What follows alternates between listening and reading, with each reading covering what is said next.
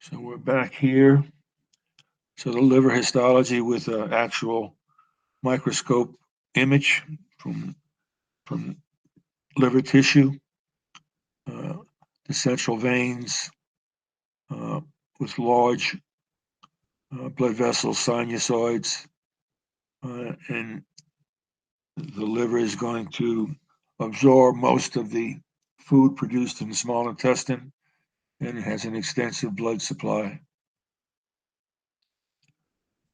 Bile ducts, we can look at the uh, uh, each bile duct has uh, unites to form the common hepatic. The cystic duct carries bile to the gallbladder. The common bile duct carries bile to the duodenum. What does the liver do? Stores nutrients and vitamins, releases nutrients as needed. Uh, Plasma proteins are produced in the liver, removes all red blood cells.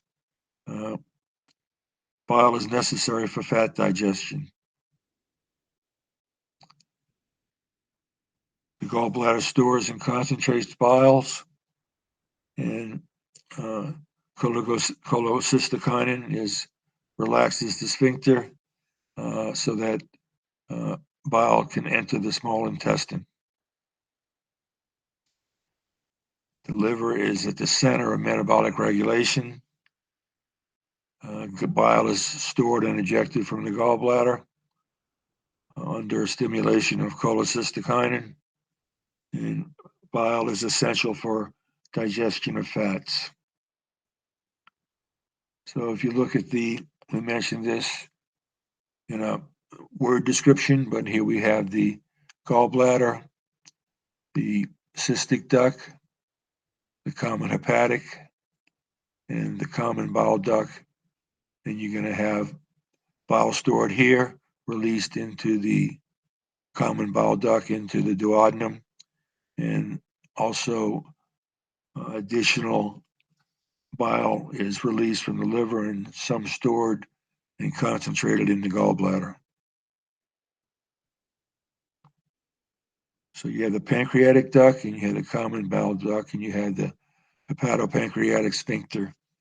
So this can open by contracting the muscle or closing the bile in the pancreatic duct or the common bile duct, or the muscle can relax and open uh, the common bile duct for the delivery of bile to the duodenum and for the delivery of enzymes from the pancreatic duct.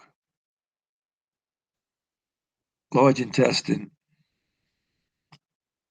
so it reabsorbs water, compacts feces, stores feces, and we'll look at these various parts.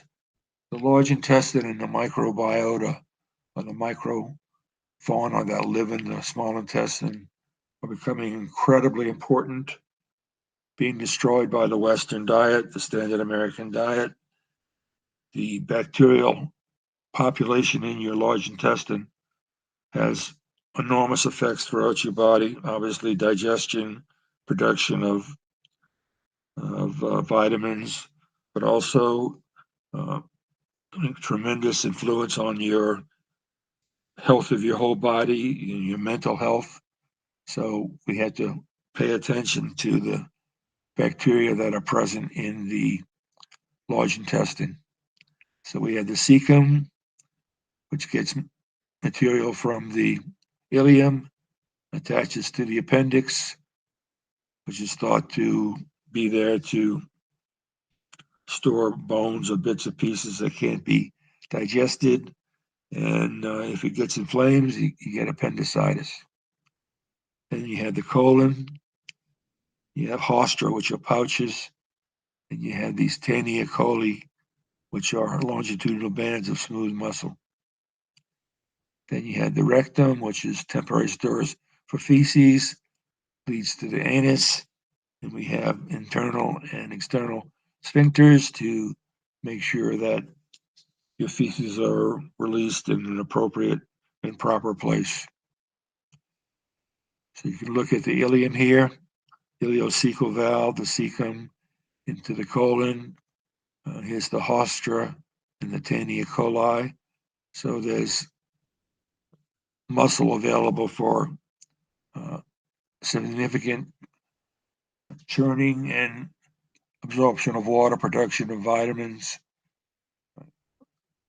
helping your digestive tract receive digestive products of the bacteria that live there. I'm at fault for eating too much of the standard American diet, processed foods, sugar, salt, and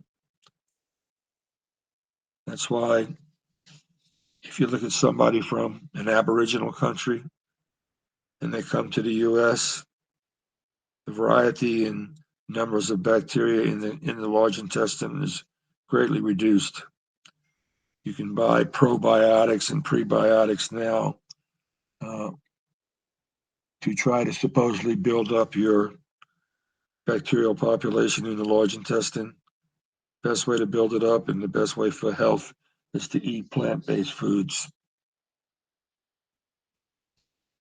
So here we have the anus and the internal anal sphincter. And the internal sphincter, that's to control defecation and for delivery of waste feces at the appropriate place and time. Okay, let's stop there. Stop recording. Stop.